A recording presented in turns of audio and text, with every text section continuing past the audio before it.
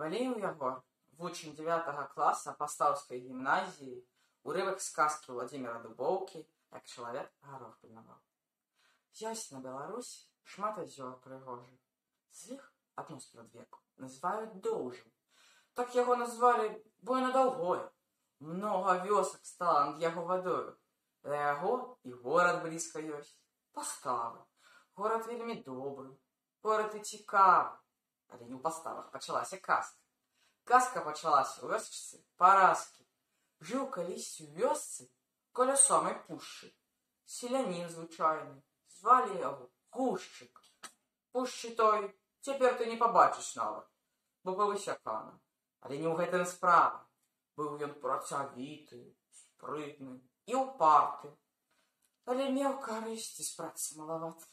Як сеяць і арэць цямна, дык, здаецца, будзе свірн поўны. А пачне ўвосень падлічаць здабытак. Тое не ўрадзіла, тое градам збіта, тое задратавана, тое зрылі свінні, дык зусім нічога не зберацца ў свірні. Што рабіць? Аднойчы ідзе праз поле, бачыць, у гаросе нехта насваволіў.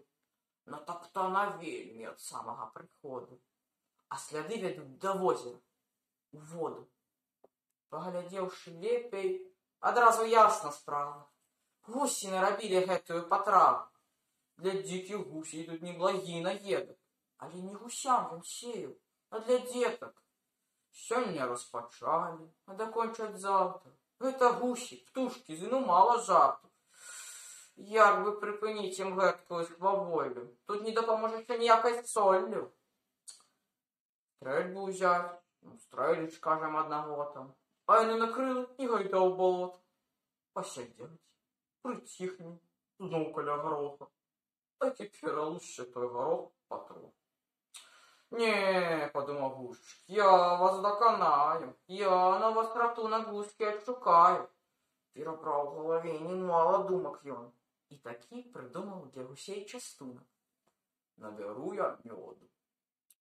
Налью карыта. Подлью гарэлкі. Будзе кавіта. Як яны гароха наядуцца добра, то тады, напэўна, пакаштуюць мёду. А паколькі будзе і гарэлка ў мёдзе, ад яго нямнога гусачкі паходзяць, а я іх вяроўкай на припасмы вітай, так і перажу іх для таго карыта. Будзе і гарох мне, да гароху мяса. Так і зрабіў, не губляўшы час. Ён прынёс карыта і гарэлку з мёдам.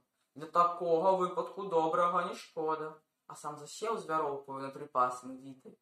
За кустом лазовым, тым кустом закрыт. Пасядзеўшы крыху, прыляцелі гусі.